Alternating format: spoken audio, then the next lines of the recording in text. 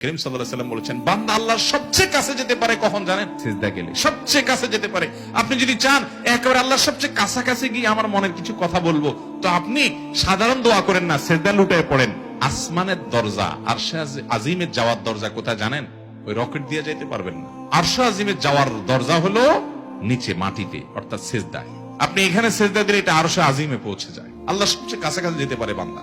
তাহলে সিজদা গিয়ে আপনি তাজবিহ শুরু করলেন, এখন উঠে বসলেন, শেষ বৈঠক। আত্তাহিয়াতু লিল্লাহ ওয়াসসালাওয়াত ওয়াত-তাইয়্যিবাত, সকল মৌখিক ইবাদত, সকল শারীরিক ইবাদত মুখ দিয়ে উচ্চারণ করে আল্লাহর যে ইবাদত করা যায়, শরীর দিয়ে হাত পা দিয়ে যে আল্লাহর ইবাদত করা যায়, এবং ওয়াত-তাইয়্যিবাত আর্থিক টাকা পয়সা খরচ করে যত ইবাদত করা যায়, এই সবগুলো কার জন্য?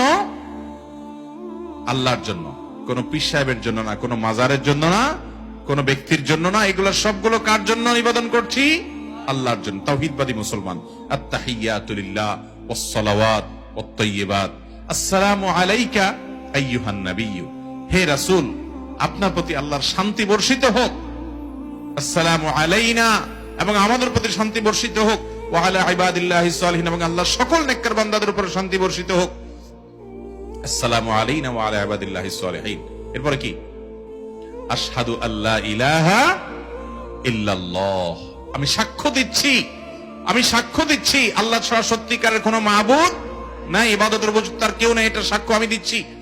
ওয়া আশহাদু আন্না মুহাম্মাদান আবদুহু ওয়া রাসূলুহু, এবং আমি আরো সাক্ষ্য দিচ্ছি যে মুহাম্মদ তিনি আল্লাহর গোলাম এবং রাসূল। এরপর আপনি দুরূদ পড়তেছেন, আসল মুহাব্বতের জিনিসটা। আল্লাহুম্মা সাল্লি আলা মুহাম্মাদ, আল্লাহ আপনি রহমত নাযিল করেন মুহাম্মদের উপরে, কারণ তার মাধ্যমে আমরা হেদায়েত পেয়েছি, জান্নাতের পথ পেয়েছি। আল্লাহুম্মা সাল্লি আলা মুহাম্মাদ, আল্লাহ মুহাম্মাদের উপর আপনি রহমত নাযিল করেন। ওয়া আলা আলি মুহাম্মাদ, তার পরিবারের উপর রহমত নাযিল করেন। কামা সাল্লাইতা আলা ইব্রাহিম, যেমন আপনি রহমত নাযিল করেছেন আপনার নবী ইব্রাহিমের উপরে। ওয়া আলা আলি ইব্রাহিম, এবং তার পরিবারের উপরে অনেক বরকত দিয়েছেন, এজন্য তাদের বংশে নবী রাসূল হয়েছে। আমার নবীর প্রতি এবং তার পরিবারের প্রতি আপনি রহমত নাযিল করেন। ইন্নাকা হামিদুম মাজিদ, কারণ আপনি প্রশংসিত এবং আপনি মর্যাদাবান, আপনি মর্যাদার অধিকারী, প্রশংসার অধিকারী। এরপর আল্লাহুম্মা বারিক আলা মুহাম্মাদ, আল্লাহ মুহাম্মাদের উপর আপনি বরকত দেন, কল্যাণ দেন। ওয়া আলা আলি মুহাম্মাদ, এবং তার পরিবারের প্রতি আপনি বরকত দান করেন। কামা বারাকতা আলা ইব্রাহিম, যেমন বরকত দিয়েছেন আল্লাহ আপনার নবী ইব্রাহিমের প্রতি। ওয়া আলা আলি ইব্রাহিম, এবং তার পরিবারের প্রতি। তারপর ইন্নাকা হামিদুম মাজিদ, নিশ্চয় আপনি প্রশংসা এবং মর্যাদার অধিকারী। এরপর আসেন আসলটা, সর্বশেষ ফিনিশিং। এটা আমরা বিষয় মানুষ জানি না। পুরো নামাজে মনোযোগ রাখতে না পারেন, এই জায়গায় আপনার মনোযোগ আসতেই হবে। সেটা কি? কারণ আপনি এখন নামাজের শেষ বৈঠকে সালামের আগে দোয়া কবুল হয়। বুখারীর হাদিসে আসছে, নবী সাল্লাল্লাহু আলাইহি ওয়াসাল্লাম বলেছেন, সুম্মা লিয়াতাখায়্যার মিনাদ দুআই মা শা, নামাজের শেষ বৈঠকে আত্তাহিয়াত এবং দুরূদ পড়ার পর বান্দা যেন তার মনের সব চাওয়া পেশ করে। অবশ্য দোয়া মাসুরা হতে হবে, হাদিসে বর্ণিত দোয়া হতে হবে, এটা যেন সে আল্লাহর কাছে পেশ করে। আমরা দোয়া মাসুরা একটা জানি, অথচ এখানে নবী সাল্লাল্লাহু আলাইহি ওয়াসাল্লাম আরো দোয়া পড়তেন। যেটা আমরা জানি সেটা তর্জমা করি, কি পড়ি আমরা সেটা জানার চেষ্টা করি। আল্লাহুম্মা ইন্নী যালামতু, মানে কি বলেন? আল্লাহ আমি নিজের প্রতি নিজে জুলুম করেছি, আল্লাহ আমি অবিচার করছি, কত পাপ কত অপরাধ করছি আল্লাহ, এগুলার শাস্তি যদি আপনি আমাকে দেন, এটা ভোগ করার ক্ষমতা আমার। দুনিয়াতে যদি পাকড়াও করেন আমি শেষ আল্লাহ। জাহান্নামের যে বিবরণ আপনার কোরআন থেকে জেনেছি, নবীর হাদিস থেকে জেনেছি, আল্লাহ সেখানে মরণও হবে না, মানুষ মরতে চাইলেও মরতে পারবে না, সে শুধু কষ্ট ভোগ করতে থাকবে জাহান্নামে। আল্লাহুম্মা ইন্নী যালামতু নাফসি, আল্লাহ আমি নিজের প্রতি নিজে অনেক অবিচার করছি। এই নামাজে পড়লাম আল্লাহ, এই নামাজের মধ্যে অনেক অবিচার করলাম, মনটা ধরে রাখতে পারি নাই, তাড়াহুড়া করছি, কত ত্রুটি করছি আল্লাহ। আল্লাহুম্মা ইন্নী যালামতু নাফসি, হে আল্লাহ আমি নিজের প্রতি নিজে জুলুম করেছি আল্লাহ। আল্লাহুম্মা ইন্নী যালামতু নাফসি, এরপরে কি? জুলমান কাসীরা, অল্প স্বল্প জুলুম না আল্লাহ, অনেক জুলুম। নিজের পায়ে নিজে কুড়াল মারছে আল্লাহ, অনেক মারছে। ভাইরে, এই কথাটা কিয়ামতের দিন বহুত বলবেন, আমরা বলবো, সেদিন বলে আর কোনো কাজ। এজন্য আগে ভাগে একটু মনোযোগ দিয়া বলেন, মন্ত্রের মতো পড়ে চলে যায় না। আল্লাহুম্মা ইন্নী যালামতু নাফসি যুলমান কাসীরা, সেদিন যখন জাহান্নাম দেখবেন, সেদিন যখন আযাব দেখবেন, সেদিন যখন সমস্ত পরিণতি দেখবেন, সেদিন চিৎকার করে বলবেন, আল্লাহ আমি অনেক অন্যায় করে ফেলেছি, আমি সরি। লাভ নাই সেদিন আর বলে। এই জন্য দুনিয়াতে বলে নেন, প্রতি নামাজে বিশেষ বৈঠকে এই জায়গায় এসে একটু থেমে যান।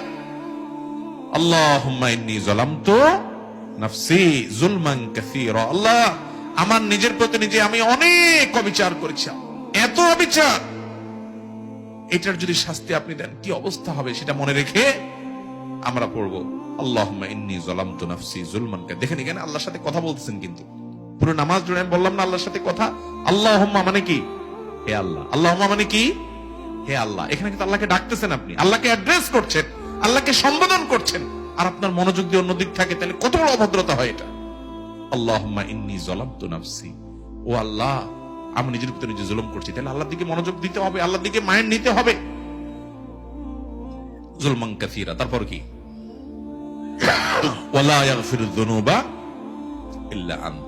আর পাপাচার যত অপরাধ আমি করছি এগুলো আপনি ছাড়া কেউ মাফ করার ক্ষমতা কারোর ক্ষমতা নাই। দুনিয়াতে দালাল দিয়া, মামু দিয়া, খালু দিয়া বহুত পার হওয়ার রাস্তা আছে, কিন্তু মালিকের কাছে মাপ মালিক না করলে কোন মামু খালু দিয়া পাওয়া যাবে।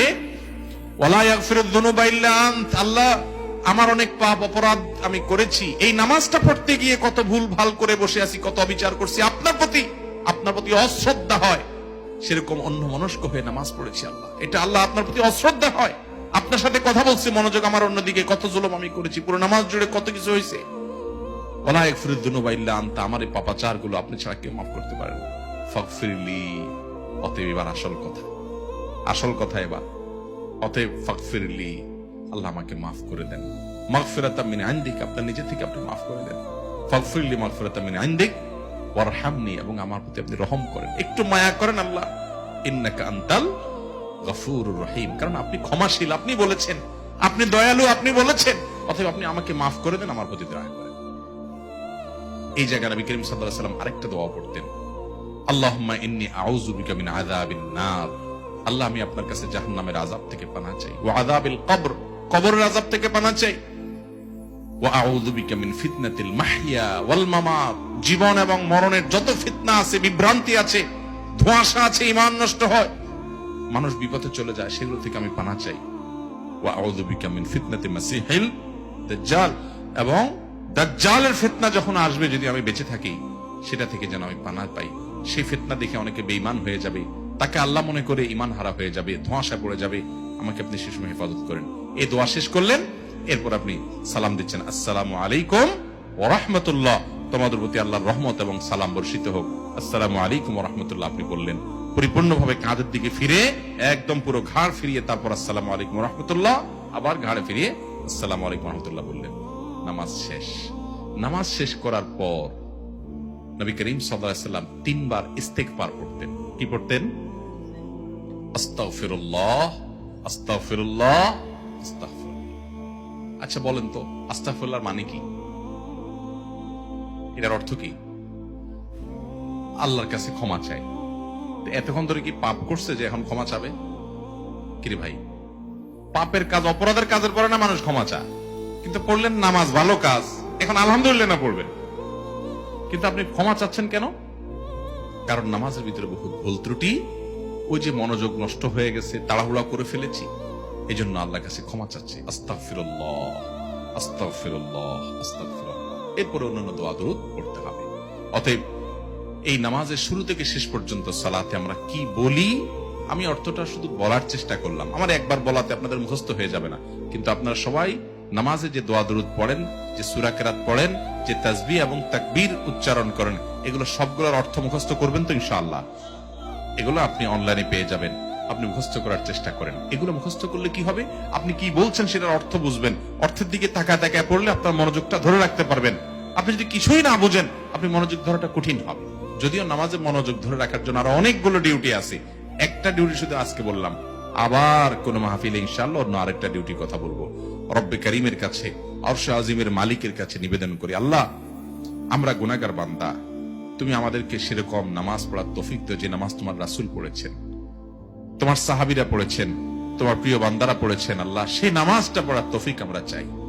আল্লাহ যেন আমাদের সেরকম সালাত আদায় করার তৌফিক দান করেন, যে সালাতে আমাদের জীবন যাবে, মনোযোগ যাবে না, যে সালাতের সাথে আমরা তাড়াহুড়া করবো না। ভাই সব জায়গায় তাড়াহুড়া চলে না, প্রধানমন্ত্রীর সাথে সাক্ষাৎ করতে গিয়ে, প্রেসিডেন্টের সাথে সাক্ষাৎ করতে গিয়ে যদি হুলস্থুল করেন, অসৌজন্যমূলক কোনো আচরণ করেন, তাহলে আপনার খবর থাকতে পারে, বিপদ হতে পারে। আরশে আজিমের মালিকের সাথে দৈনিক 5 বার সালাতে গিয়ে হক নষ্ট করছি। আল্লাহ তাআলা আমাদেরকে সঠিক সুন্দরভাবে সালাত আদায় করার তৌফিক দান করুন। চেষ্টা করব তো ইনশাআল্লাহ। আল্লাহ রাব্বুল আলামিন আপনাকে আমাকে আমাদের নামাজগুলোকে মরার আগে ঠিকঠাক করে নিয়ে যাওয়ার তৌফিক দান করেন। ভাই, আমি নিজে নামাজে কি পড়ি সেটার অর্থ জানি আলহামদুলিল্লাহ। আমি কোরআন হাদিসের ভাষা, আরবি ভাষা আমি জানি আলহামদুলিল্লাহ, চেষ্টা করি আমি। কিন্তু তারপরও আমি দেখছি কিছু ভাই আছেন, কিছু আলেম আছেন যে ওলামা একরামের নামাজ অনেক সুন্দর। আমি তাকায় থাকি যে আল্লাহ, আমার নামাজটা এরকম সুন্দর করতে পারতাম। কিছু জেনারেল শিক্ষিত ভাই আছে, সাধারণ শিক্ষিত ভাই আছে যারা আলেম না, আমি বিশ্বাস করেন তাদের দিকে তাকায় থাকি। 1-2জনকে আমি ব্যক্তিগতভাবে চিনি, তাদের সাথে যখন দেখা হয় যে সুবহানাল্লাহ, কত সুন্দর নামাজ পড়ছেন, 4 রাকাত নামাজ 15 মিনিট 20 মিনিট সময় দিচ্ছেন, কত লম্বা সময় দিচ্ছেন। হ্যাঁ, আমরা যে তাড়াহুড়া করি, কেন তাড়াহুড়া করি? কারণ নামাজের পর আমার একটা কাজ আছে, তাই না? ওই কাজ কার হাতে? তো যার হাতে কাজ, আপনি তো তার সামনে দাঁড়ায় আছেন, আপনি তার দিকে পরিপূর্ণ মনোযোগ দেন না, সব তো এখানেই সমাধান হবে। আল্লাহ আমাদেরকে বুঝার তৌফিক দান করুন।